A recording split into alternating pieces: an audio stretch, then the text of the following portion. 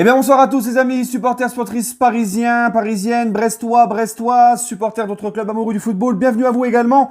On se retrouve pour le débrief à chaud de Brest-Paris Saint-Germain qui vient de se terminer sur le score de 4-2 pour nos joueurs du Paris Saint-Germain.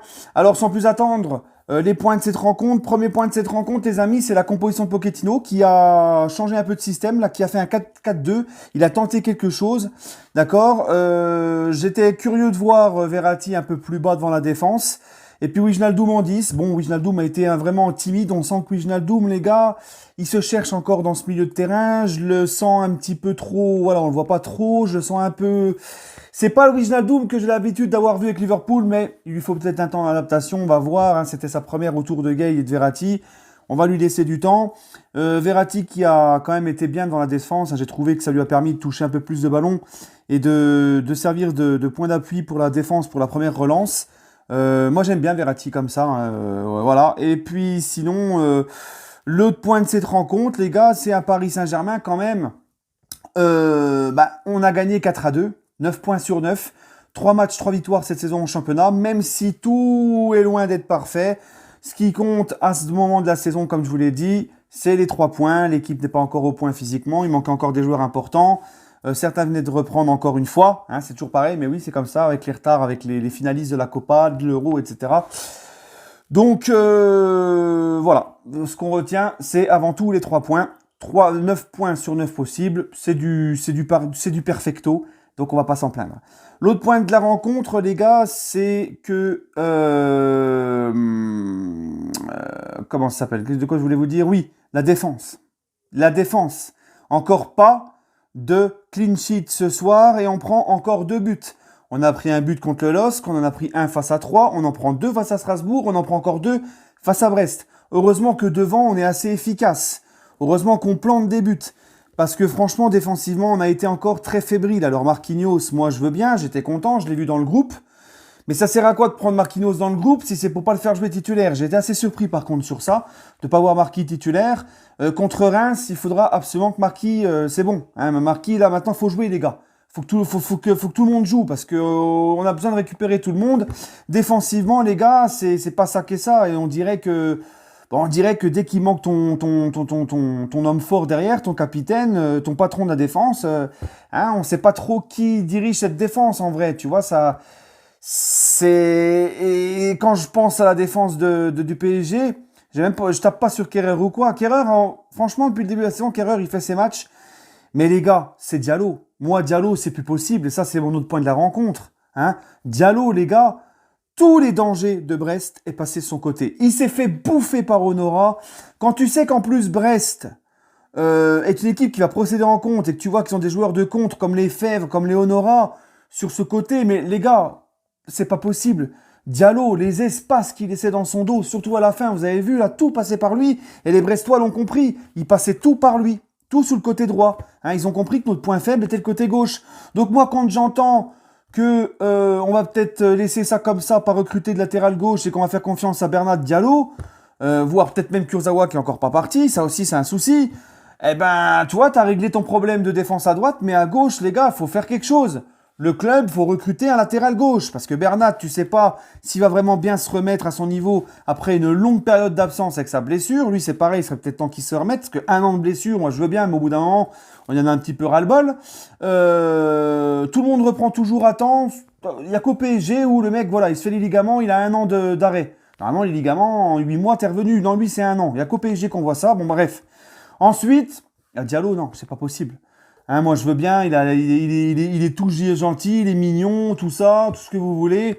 Mais Diallo à gauche, c'est trop fébrile. Les espaces qu'il a laissés, c'est trop fébrile. Et je trouve qu'offensivement, il apporte pas exceptionnellement. Tu vois la différence avec un Hakimi, par exemple, de l'autre côté.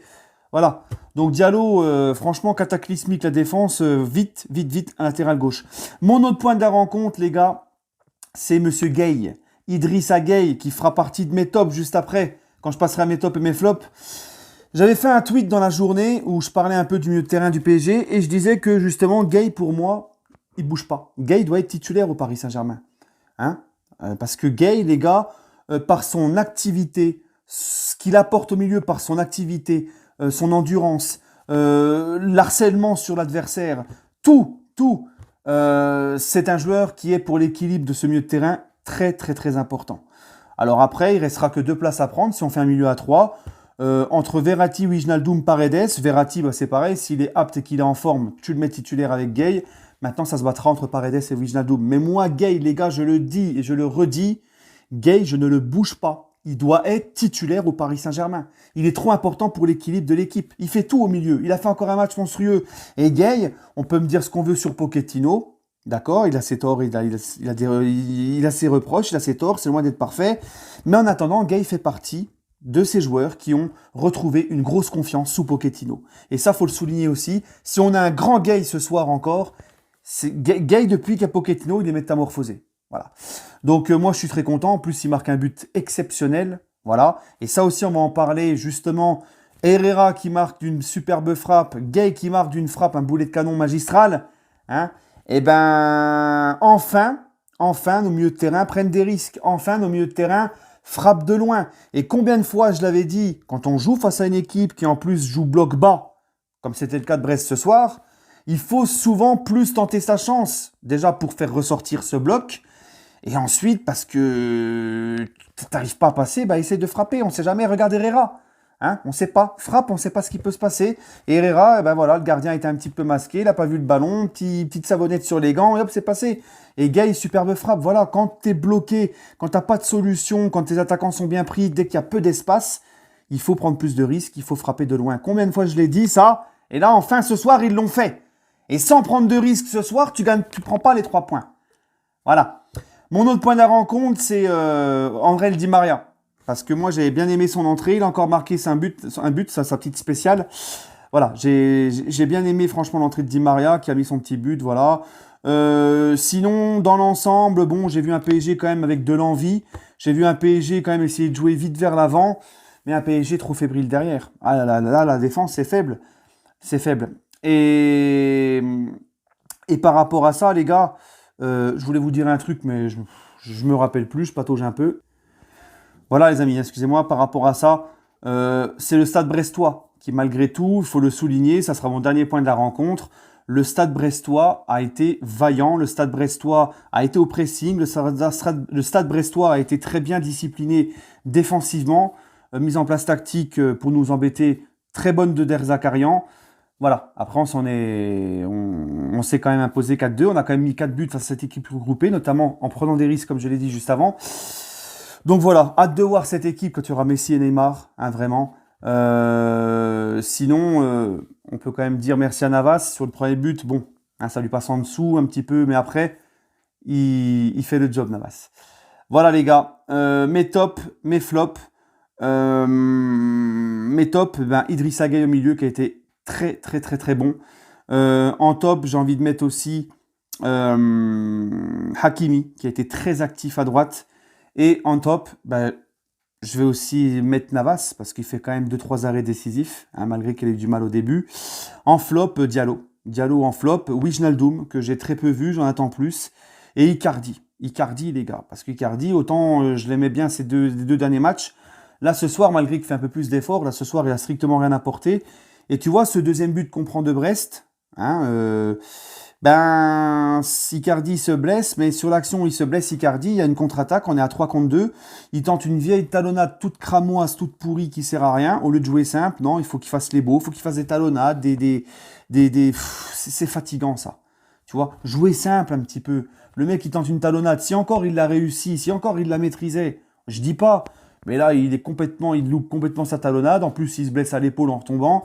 Et on prend le deuxième but derrière. Donc, tu vois, il faut gommer ça. Il faut gommer ces trucs à la con, là. Il y a prendre des risques et prendre des risques. Tu vois, là c'est du n'importe quoi. Ça, c'est des grandes erreurs qui te coûtent cher. Et si tu fais ça en Ligue des Champions, ça sera encore pire. D'accord ? Donc voilà. Bon, il y a encore des choses à gommer, à améliorer. Mais dans l'ensemble, voilà, 3 matchs, 3 victoires. Je trouve quand même que petit à petit, on monte en puissance. Il y a du mieux. Le seul souci, c'est la défense. Vivement que Marquinhos revienne et j'ai hâte de voir ce que ça va être avec Marquis, Hakimi, Kimpembe et puis recruter un latéral gauche, les gars. Voilà. Sinon, est-ce que j'ai mis mes 3 flops Kylian. Kylian, il met un beau but de la tête, mais Kylian, je ne l'ai pas trouvé très inspiré ce soir. Je ne vais pas te dire qu'il a fait un match merdique. Mais Kylian nous habituait à mieux. Hein, mais bon, il marque son but de la tête. Voilà, à souligner de la tête. Hein, il progresse Kylian. Hein, même de la tête, il a... Voilà les amis, allez, sur ce, prenez soin de vous et allez Paris.